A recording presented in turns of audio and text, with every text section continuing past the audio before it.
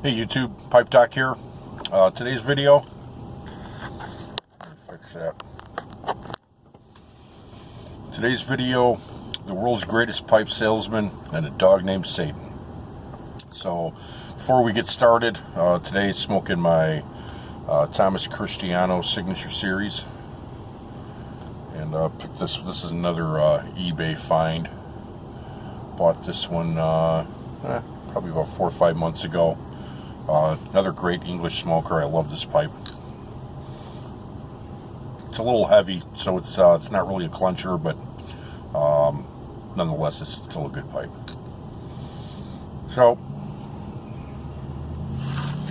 a couple weeks ago, the local pipe club was having a social smoke at Ewan Reese's downtown Chicago, which, from what I understand, I think that's the oldest still open tobacconist, I think, in the country.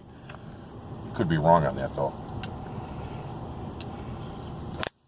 At any rate, they've been open since, I don't know, like the mid-1800s or something like that. And I'd never been. They're downtown. It's hard to get to. Parking's expensive and all that. I've never been. Always wanted to go. So I figured this was a good opportunity to go down there. And they have an incredible inventory of pipes. They got pipes in glass cases throughout the store. They got a nice selection of tobacco, and then they've got like these file cabinet drawers that are just chocked full of pipes.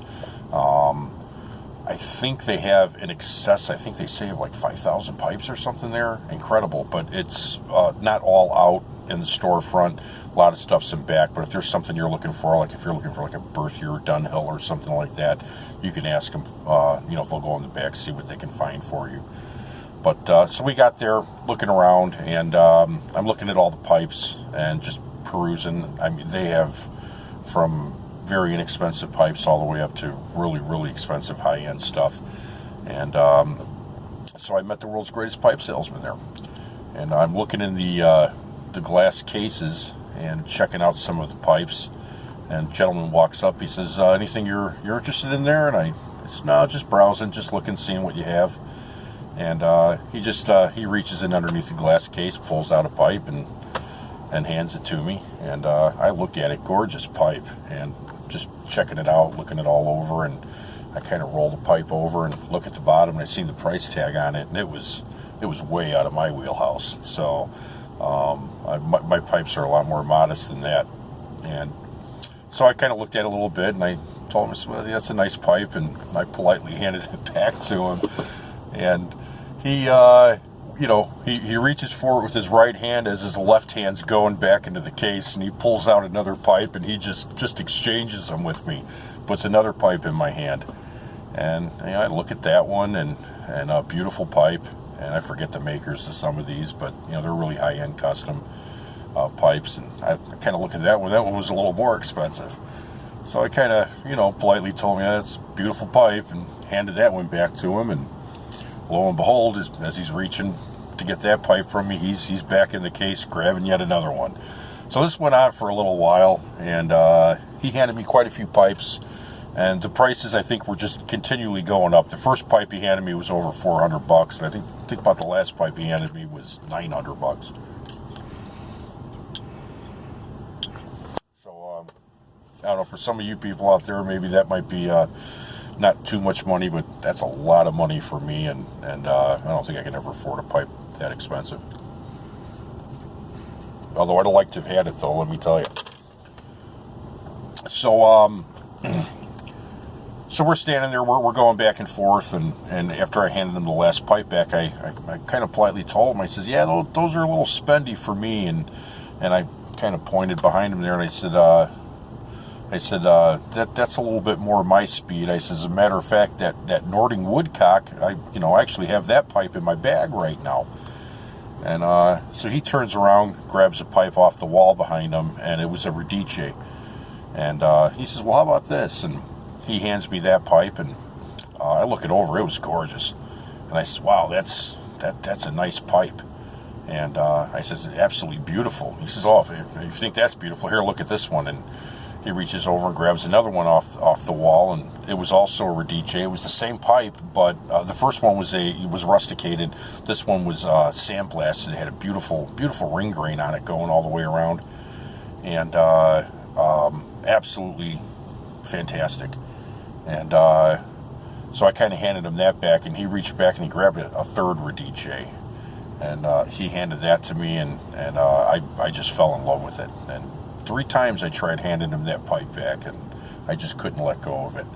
So I finally said, I'll take that one. I couldn't turn it loose, and it was a little expensive.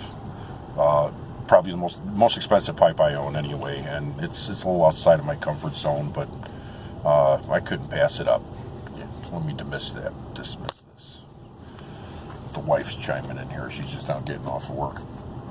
So yeah, so I ended up buying it and took it home. Now, why am I telling you this? So I told you this story just so I can tell you this story. And let me get this pipe going here, and I don't know what's going on with it today. I'm smoking a little Balkan Sperani.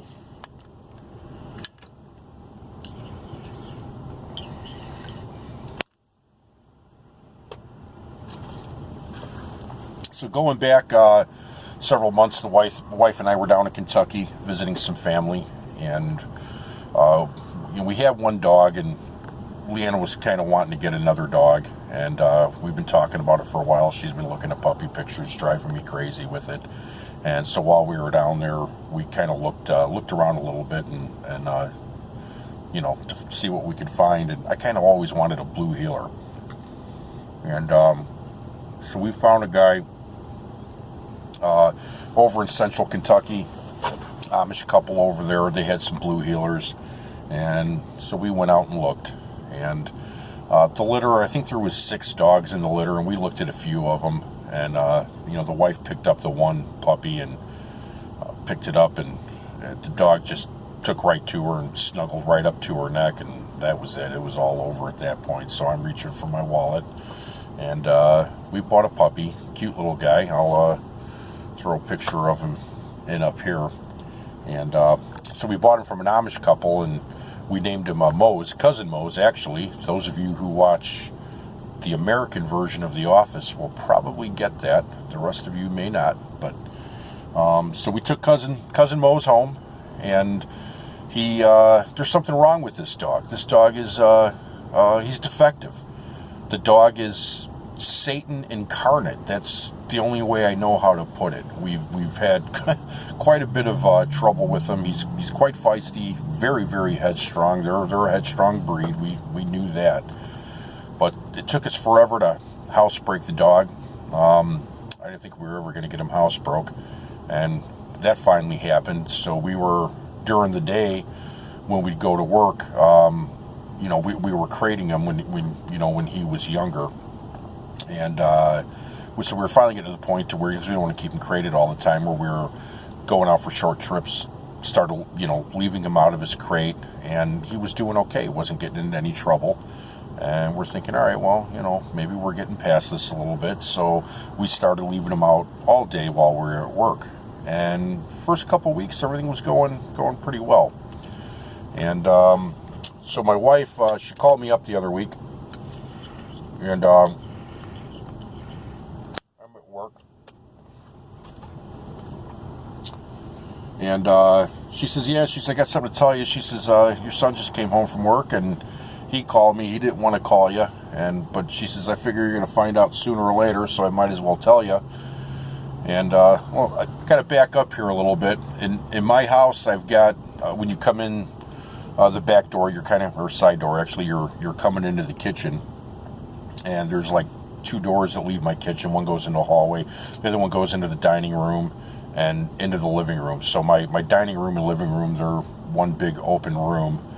And when we come into the house a lot, both me and my wife kind of have a bad habit of, if you got something in your hands, usually it ends up on the dinette table in the kitchen, or it ends up on the dining room table. And I left my pipe on the dining room table. So I came in, on a Sunday night, set it in there, went to work, and lo and behold, left it on the table. So I think you can figure out where this story's going. But so she calls me and says, "Yeah, so you're gonna find out sooner or later. I might as well tell you." She says, "Mose ate a pipe." And I'm like, "Oh no, man, no way!" I said, "If that dog ate my pipe, I'm gonna kill him when I get home."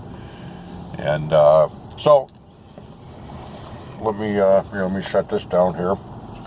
I got a bit of a, not really a yabo, but we'll go ahead and show you this. Alright, so I don't know if you can see all of that. Here's part of a bowl. That's the biggest piece in there. Let me open that. That's the biggest piece in there.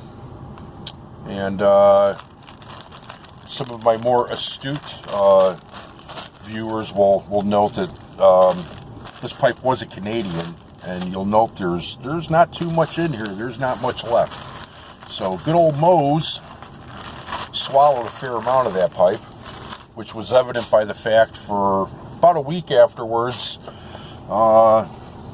Mose was a little blocked up. So we'd take him out and walk him to do his business, and there wasn't a whole lot going on. He actually quit eating for a few days because he wasn't going. And you take him outside, he'd walk around the backyard for about 10 minutes doing a pretty fair impersonation of Quasimodo, if you get my drift, and nothing was working. So, I don't know, a couple $100 later and a trip to the veterinarian, and everything's working well again in Mose's nether regions. And it took about a week, but things finally started moving again. So the only good news to the story here is, I'm getting tired of bringing my nicer pipes with me in the work truck. And so I've been shopping around on eBay for some cheap pipes that I can throw in the truck, and I don't have to worry about if they get knocked around or whatever. And it so happens that pipe that you just seen was not my Radice. I bought a pipe off of eBay. It was a Canadian shape. It was a Danish pipe, and I think it was like a basket pipe or something. I picked it up for like $10. It was a nice shape though, $10, and I think the shipping was like $3 or something. So I'm about $13 into that one. Well, actually more than that, but it's heavy throw on the vet bill. But so yeah, I just got that one, and the box was on the dining room table, and the Radice box was on the dining room table, and he got the cheap pipe. So Mose doesn't have good taste in pipes. But, so yeah, $13 later, live and learn. So the Radice, we'll go ahead and do this one.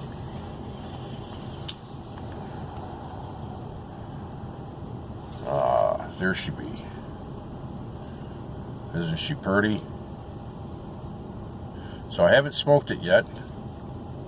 Been waiting to smoke it. I think I'm going to give it its inaugural smoke this weekend. But yeah, I seen this thing. I fell in love with it. I couldn't pass it up. Tried giving it back to him. It just wouldn't leave my hands. So yeah, if Mose chewed this one up, I'd be getting a new dog right now. Alright, so that's about all I have. I hope everybody's doing well. I'd like to thank all of my subscribers, and if you made it this far in the video, thank you. Appreciate all your comments. I do try to answer all of them. If I see it, I've had some problems with some of them. Some of them I get to them a little late. But yeah, go ahead and leave a comment down there if you want. Let me know what you think I should do with old cousin Mose. I don't know if I should I've kind of been wanting to get rid of the dog, but the wife won't part with him. So I think if I get rid of the dog, the wife's going with him. I don't know. But he's a cute little guy, but he's been giving us a lot of grief. So any suggestions, let me know. Again, hope everybody's doing well, and we'll catch you on the next one.